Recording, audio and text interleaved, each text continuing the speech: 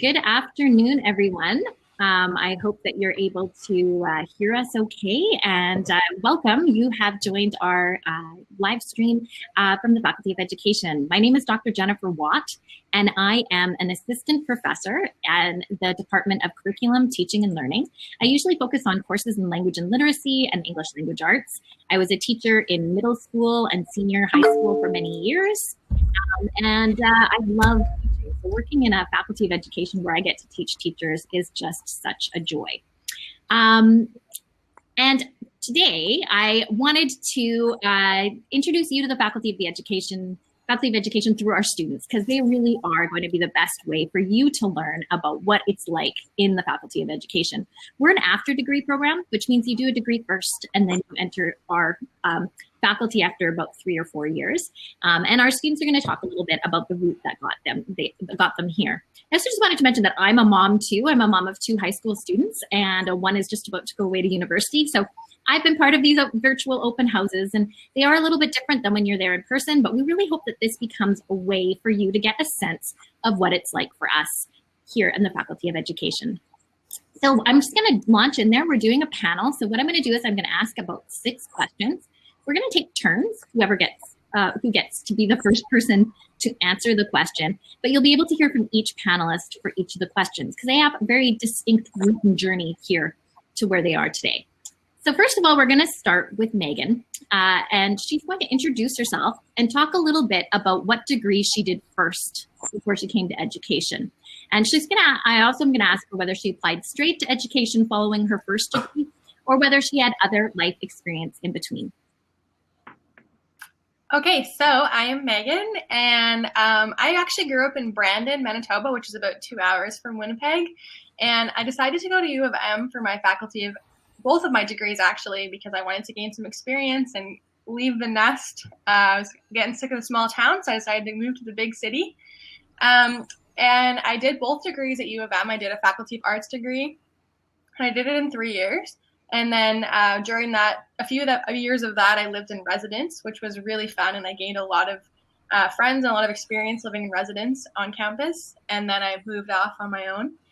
And I personally liked the doors that were opened by having 2 degrees, because I can always go back and do another degree, or I did a history degree, so I could use that for many other avenues. I worked at a museum for a really long time, so that opened avenues with my history degree. So having more than 1 degree can gain you a lot of traction in what you want to do, and you can change career paths.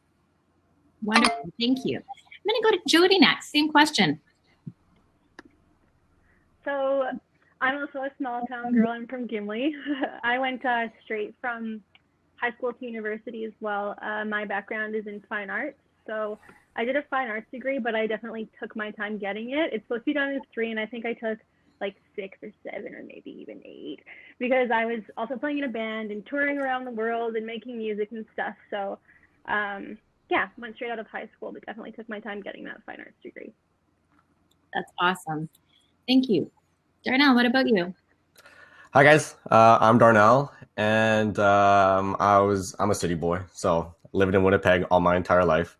My parents immigrated here from the Philippines, and I think they immigrated here like in their late 20s or whatever. Going into school, I started with U1, and I wasn't necessarily sure what exactly I wanted to do, but then I realized I like sports, and working through some of the jobs that I've done before, I realized, okay, well, maybe working with kids is something that I want to do. So I went into the Faculty of Kinesiology, and then I got my degree in physical education. And then afterwards, I applied directly into the Faculty of Education. So now we're here. Awesome, thank you. So my next question is around why you ended up deciding to apply to the Faculty of Education for each of you. And then what stream you are in. So for those who are listening, we actually have 3 streams in our Faculty of Education. We have early years, which is kindergarten to grade 2. We have kindergarten to grade 4. I even wrote it down so I wouldn't say the wrong thing, but it's kindergarten to grade 4 for early years. Middle years is grades 5 to 8, and senior years is grade 9 to 12. So they're going to talk about why they applied, why they chose and why they chose what stream they chose when they applied. And we're going to start this time with Jody. So when I was doing my fine arts degree and also touring and doing music, when I was home in Winnipeg, I would often volunteer to teach music lessons at things like Girls Rock Music Camp. I also taught at this program called Tune In at the Western Cultural Center. And then I got this chance or opportunity through the Manitoba Arts Council to be an artist in the school. So I got to like design and implement arts programming. And that's when I really realized and fell in love with teaching. So after that experience, I kind of decided I want to be a teacher and I love teaching. So I applied to the Faculty of Education. I chose a middle year stream just because I feel like kids are just so like vulnerable in their formative years at that time. And I thought that it would just be really fun and really awesome to, work with kids middle years age. Wonderful. Thank you, Jody. Darnell, what about you?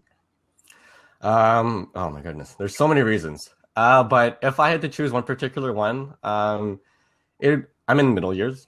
So the reason that I chose middle years specifically was when I was in middle school, I had I wasn't necessarily sure exactly what my interests were. So then one time my friend and I were like, you know what, why don't we try out for volleyball? All right. So it was at that moment, and then going through like all like the practices and starting to enjoy it more. The second that I got chosen to become part of that team, that was like a kind of like the stepping stone of where my trajectory of where my career was. A person goes through something called milestone moments, like around like 5 to 7 times throughout their lives.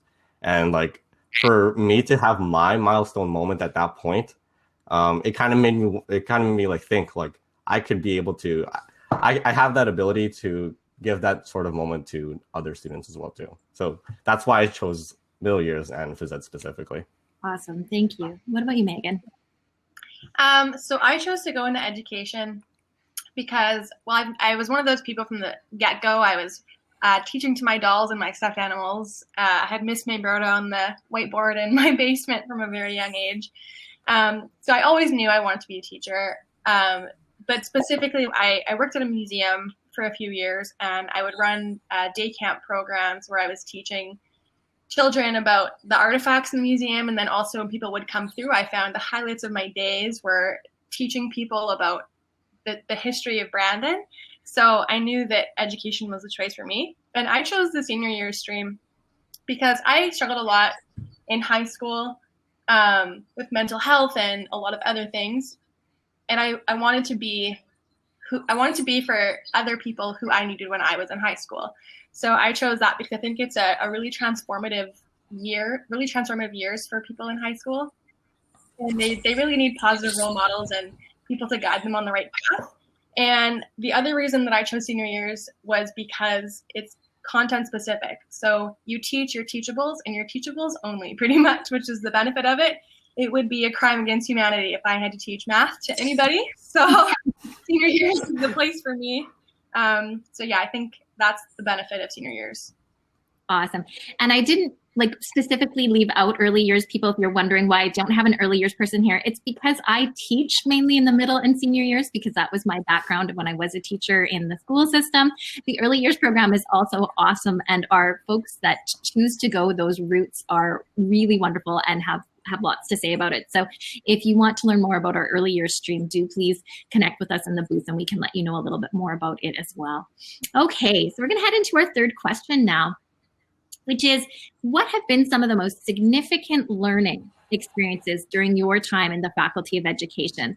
And I specifically have Megan's in her second year, so she actually got to spend some of her time in the Faculty of Education when we were live and in person.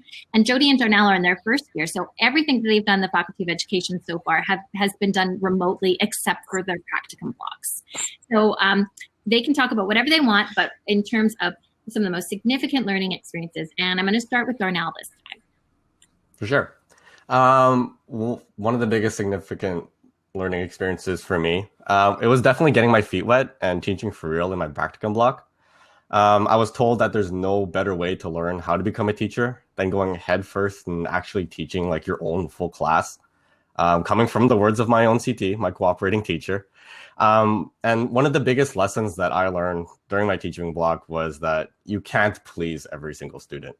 And especially if you're working with if you're working in a school with like 500, 600 to maybe even like 1,000 students like Maples or Garden City, no matter how great of a teacher you might be, there are going to be students that are unhappy with what's happening in the class. It's just what's going to happen, you know? This was pretty tough for me because I'm a person that I like having people like me. But it was sort of just like a little bit of it was a learning curve for me specifically because, hey, look, I like having people like me. And then there are some students that might not work well with the way that I teach, and that's totally okay. Right. So that's definitely one of the biggest ones. Yes, we hear that consistently in the Faculty of Education, that their moments of big learning is during practicum blocks. And so our practicum blocks you will get 4 in the time that you're in your 2-year program. They're in the fall and winter terms. So you do a condensed 9 weeks instead of 13 weeks of a regular term. So you do 9 weeks, and then it's approximately 4 weeks that you do a practicum block. It's about 30 days per practicum blocks, and you'll do that 4 times. And with each new practicum block, you have an increased amount of workload, increased amount of time that you're teaching and planning and doing that kind of thing. So you get an opportunity to get in there, get in the classrooms, and have increasing amount of responsibility as you go. So that's how our practicum blocks work. Megan, I think you are next to answer this question. Yes, so I'll echo what Darnell said. First of all, it's tough road out there, and I'm in senior years, so those high school kids can get very moody sometimes, and they don't always like you. But the other thing that was really big for me was in my first year, I was in person, so I did get a lot more of a in-person vibe, which is always, I would recommend it. It's a lot better than the online. But I joined a lot of groups. So we had presenters in a few of my classes that came in that were running committees and groups all around Manitoba and involved in education. And so I joined the Manitoba Social Sciences Teacher Association. I joined the Global Teachers Inquiry Project. And those 2 groups have been really transformative. I've learned from a lot of experienced teachers, the do's and the don'ts, and it's been great. And there's also other avenues. Like I've recently started in a research assistant position for one of my professors, conducting research around education. And I've also been part of an educational journal that's going to come out soon. So it's been really fun to join different clubs and committees. And there's so many avenues you can go in education that it's kind of just never ending. Awesome. Thank you very much, Megan. What about you, Jody? I would say that my most significant learning experiences have definitely been in my practicum. I kind of had a unique experience. I got to work with only 8 students, so I got to know each of them very well. They all had very different learning styles, so I got to learn how to teach very differently and figure out kind of what works for everyone. Also just watching my cooperating teachers, like things like conflict resolution, things that you don't really think about when you're reading from a book, just seeing her kind of handle that was really eye-opening for me. Also, like listening to her speak with parents and stuff like that, and just seeing kind of the behind the scenes stuff I thought was super helpful. So definitely my practicum block is where I had a ton of learning experiences. So can you tell us why you only were working with 8 students? Yeah, so my placement, I did off campus in the morning, which is basically, it was on campus. I don't know why it's called off campus, but it was working with students who have a tough time showing up to school. And so it was a smaller group there, and each of them were on individualized education plans. So they were all kind of learning at their own pace and all at different kind of points in their learning that year. And then my afternoon class was working in special education. So it was a smaller bunch as well, and everyone was kind of at different points. So it was kind of cool because there was things that we could come together on as a class, and then there were things that students were working on individually. So it was, I honestly had such a cool experience. I had opportunities to learn the big classroom stuff and also like working one-on-one a lot. So I really, I feel like I won the lottery with that placement. Awesome. And I think it's really great that you were able to share that experience with us, because it does show that there is a really wide range of practicums that are available, including when there's not COVID. We do actually have northern placements as well. So we sometimes bring students up to Churchill and those kinds of places up north. So there's a bit of a range. And some of our students who pass a French immersion test ahead of time also teach in French immersion placements. Okay, so question number 4 is, what is unique or energizing about being part of a community in the Faculty of Education? And Megan, this is yours this time. Okay, so like Jen said earlier, I did get one year of normalcy, so I was in person classes for 1 year, and like I said earlier, I did an undergrad in the Faculty of Arts, and that's a huge faculty, and there's not a lot of personal connection that goes on. And in my first 3 years in Winnipeg, I didn't make a whole lot of friends in the city, other than the ones that I had made in res or ones that I had known previously. It was really hard to make connections. I think I came out of my arts degree with one friend that I made in the faculty. So when I entered education, that was the biggest thing, was within the first day, I had already made so many friends and so many connections, because the classes are so much smaller, and there's so much more group work and discussions, and it's more lively, and it's just a really big, fun community, almost like a family. Everyone gets so close. So yeah, I really hope for Jody and Darnell that they can have next year in person, because it's so fun. But yeah. Awesome. Okay, so that's the kind of energizing part about being in person. Jody, what has been energizing or unique for you?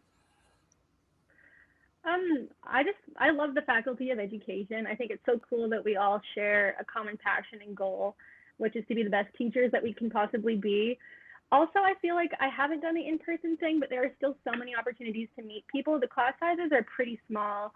You see each other's faces every single day. You're often put into breakout rooms.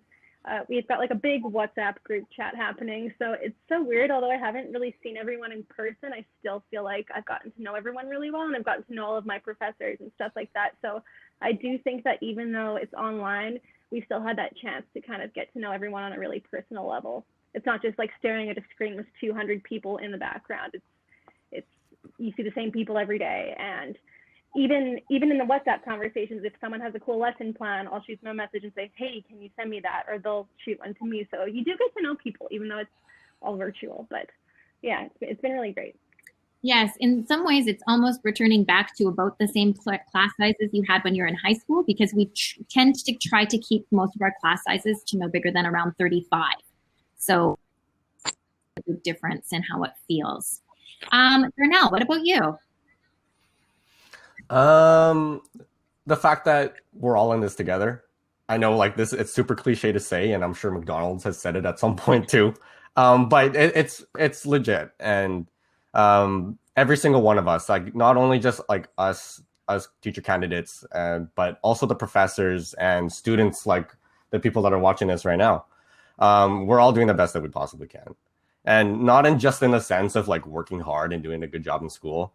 But recently I've seen people become more honest with themselves and say stuff like, maybe today's not my day, or there's stuff on my mind and I'd like to talk about it. Just because we've been so cooped up in our homes a lot, and we haven't had that social connection to like the in-person connection with each other as much as we would have usually. But being given the opportunity to be able to express those kinds of feelings gives me a lot of excitement. And I want my students to be able to open up about their feelings in like the classrooms that I have later on. So yeah. Wonderful. Thank you. Okay, now this is the question that when I posed it to my students, they were all like, wow, it's a big question. But I think it's an important one, because I think many of us want to become teachers because we want to affect change in the world. And so that's what this question centers around. It says, how do you think teachers can be agents of change in society? And we're going to start with Jody. So I think there are so many ways that teachers can be agents of change. The fact that students spend the majority of their time at school and a ton of their time in your classroom. As a teacher, you get to decide what kind of environment you want to create. There are a ton of ways. So things like addressing social issues, environmental issues, but I think for me, the most important thing is to create that inclusive environment where everyone feels seen, heard, and represented. I think as a teacher, you have so much control over what students are exposed to. And I know that a lot of what I saw in high school and middle school, and a lot of what I saw in my fine arts degree was very like white male centric in the textbooks. So I think that it's pretty powerful that as a teacher, you have the ability to choose what's shown and what is seen in your classrooms. And even things like that, I think, are such elements of change and can be very powerful. So just being conscious of what you share in your classroom, I think. Absolutely. Thank you, Jody. What about you, Darnell? I think teachers are some of the biggest contributors to our world, and we mold and shape society through interactions with students, and we give the students the opportunity to let them be themselves by being able to express their own opinions. And it's something that I was actually thinking on the car ride over here, back from my practicum today. We allow students to have the opportunity to understand between right and wrong. And it's not for us to tell them exactly what is right and what is wrong, but to have that chance to kind of understand for yourself, okay, maybe this thing that's happening on the news is something that's against the views that I have right now. And for a student to have that, that's something that's super, super important, especially not just as students, but for them growing up, because they're going to be able to take that and they're going to be able to express that to the people that they love. So their spouses, their students, the students that they might have if they become teachers, right? As well as their own children, right? So it's super, like, I feel as if within the next few years, there's definitely going to be a large change in what might be being taught, as opposed to something that might have been taught 10 or so years ago.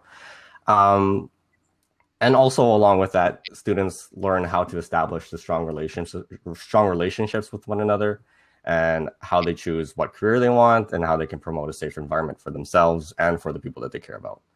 And at the end of it all, people start to understand who they are as a person. And a lot of that, it all begins in the classroom. Yeah, thank you. That was a lot to think about on your drive home. Megan, what about you?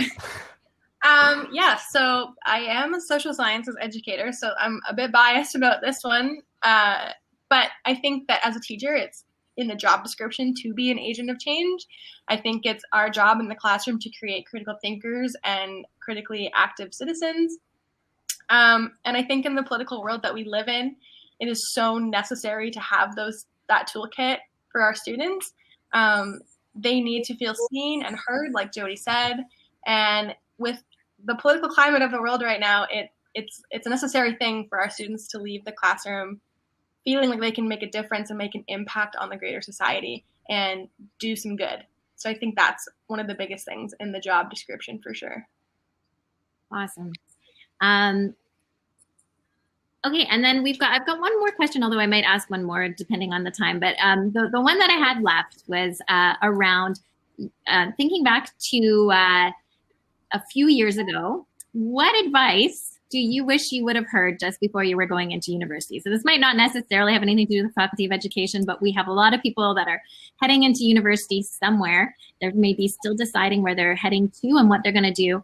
What kind of advice would you give? Just think about what you would have liked to hear back a few years ago. It can be practical, it can be big, it can be small, but what kind of advice would you give to people? And, now I guess to decide which order it is, I think that now we're starting with Jody this time. I guess my piece of advice for myself, and also everyone watching, it's weird because they can see me, but I can't see them. I would say that I felt really guilty in my first degree, kind of taking my time getting that degree, and I was always stressed out about not having that education. But coming into the Faculty of Education, I really realized that getting all of that life experience and traveling and seeing the world and all of that has really benefited me. So I think it's just everyone's path is different, and to never feel guilty about which direction you take or which direction you need to take, because there are so many ways to get to where you need to go. And if that's getting your first degree and then spending a lot of time volunteering and then going into education, or whether that's boom, boom, boom, doing it all at once, I think just there's no right way to do it and there's no wrong way to do it. So I think I would just tell myself, like, hey, be easy on yourself, like old JoJo, because it's going to work out. Awesome. Thank you, old JoJo. And Darnell, what about you? What would your advice be to your younger self? If I were to talk to grade 12 me right now, I would tell myself, sit down and study, you goofball. Honestly, it seems so simple, honestly. Like, it really seems so simple, but coming from me in first year, I was actually on academic probation. So like, for my first year, it was really, really hard. I had no idea what I was doing. I went into U1 not really fully understanding what exactly it is I wanted to do. And back in high school, I would get the grades that I wanted just because of the fact that, maybe I did do a certain amount of work that was acceptable, right? But coming into university, no one's holding your hand, honestly. And for me, it was really hard because you actually have to set a time for yourself, 2, 3, 4 hours a day, and actually go through the material that you've gone through in class. Find a way to study that works best for you. Maybe go to like a library, get away from the house or something like that. Because especially with first year, it's probably one of the biggest changes in a person's life. Definitely your high school is definitely a lot different from university. So find a way to study. Definitely sit down, get your hours in. Awesome. And thank you for being honest and sharing that story, because you're not alone, and it is a very, very big step and big gap between first year university and high school. And I think we all, even students who were really successful in high school, can really notice change too. And I've got some good stories from my first year of university too. Like, the textbooks that you buy for your classes, when you open them up and read them, that's what they're talking about in class. I didn't realize that till after Christmas, because I hadn't really opened very much until that time. I was having a very good time in residence, and I didn't really realize that. But I'm a prof now. It's all good. Okay, Megan, what's your advice? I second that. First of all, Jen, I did not read my textbooks for my first year, and then second year, cracked them open. What do you know? It's exactly what's going on. Who knew? Not me. I didn't know. Yeah, I think if I could go back to grade 12, I think it kind of almost echoes Jody's point. I had the idea, I never questioned going to university. I always knew I'd go to university. Both my parents went to university, and it was never even like up in the air choice for me. I just always knew I'd go. And for some reason, I decided I wanted to do it in the shortest amount of time possible and do it all at once, all condensed. And it was, looking back now, I wish I would have taken a bit more time. I went right from high school, right into my first year. And then I did my degree. I took 5 classes each semester. I took summer classes, and I graduated from my undergrad in 3 years, and then did my ed degree in 2 years, also taking summer classes the whole time. And I think because I did that, being a student has become almost my entire identity. And with my last semester coming to an end, I'm having a little bit of an identity crisis because I have never not been a full-time student. So I think if I could go back and talk to myself in grade 12, I would tell myself to slow down and enjoy it a little bit more, because I think, especially in my undergrad, I could have slowed down, joined more clubs, met more people, learned more things, and just really stoked it in a bit better. So yeah, I think I would definitely tell her to just take a little breather and smell the roses for once. Do you think you tell her what you think you're planning on doing next, Megan? And maybe you can tell people what one of the possibilities is for you after you graduate, because I know that you're thinking about teaching abroad. So yeah. So I think after this year, because I'm just not ready to grow up yet, I think I plan on teaching abroad in Europe next year, and then probably coming back and doing 1 or 2 more degrees, maybe more if I decide. I think when you're in education, important to understand that you're a lifelong learner in whatever context that means. So for me, I think that's going to mean sitting in lectures for the rest of my life, because that's where I find the most joy. But for others, it just means going to teach every day. You learn so much as a teacher as well. So I think being a lifelong learner and joining as many things and learning as much as you can from whoever you can is the most important advice. Awesome. Well, I know that you're probably getting notifications that there are other booths and presentations that are opening up. We want to really thank you for taking the time to be with us today. We hope that you drop by the booth with any questions that you might have. There's some great people that are on the booth to answer your chat questions, and we thank you very much. And I really want to thank Megan, Jody, and Darnell for giving a sense of what it's like being a student in the Faculty of Education. Thank you very much. Bye-bye.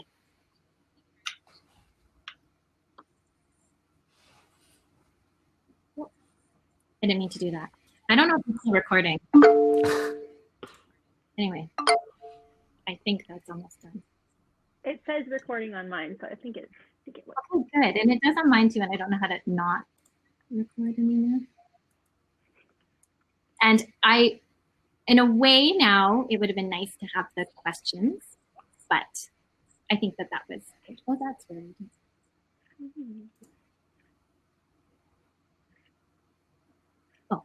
and end the broadcast.